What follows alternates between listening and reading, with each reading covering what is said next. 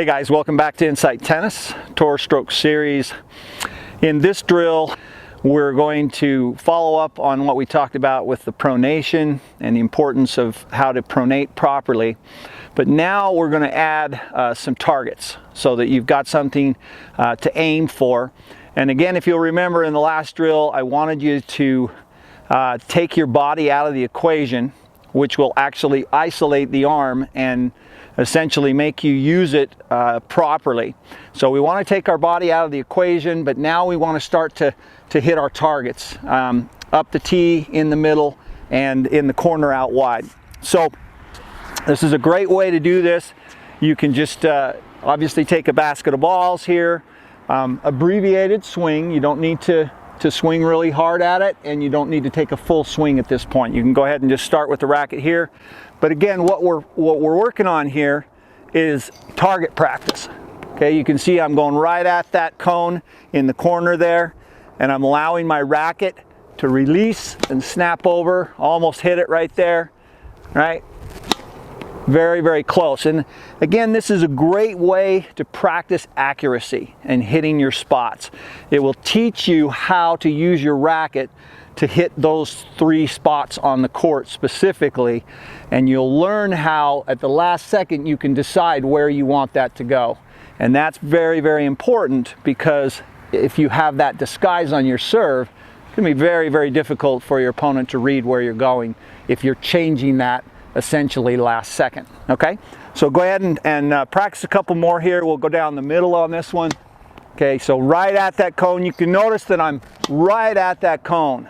Okay, and if I wanted to go out wide, I'm right at that cone. You can see, again, I'm not using a lot of body right now.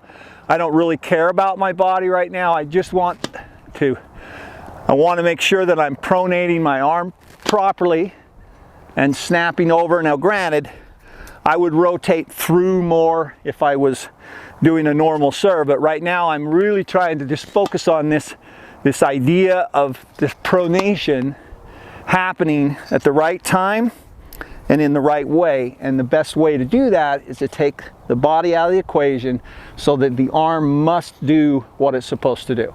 It isolates the arm, it has to rotate or you won't have the pop. You've got to make sure that the racket is leading so that you don't push with your arm, okay? And this is just a great way to do it. And we'll do a few more here. Ooh, almost hit it right there. Almost got it again. Down the middle, okay? Now, we'll do a few up the tee as well. Same thing, we're just standing here. We're not using our body at all. But this teaches you what you've got to do to direct the serve.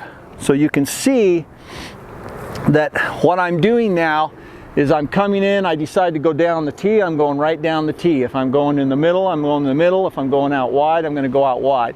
But I'm changing that essentially last second with the pronation, whether here, here, or here, okay?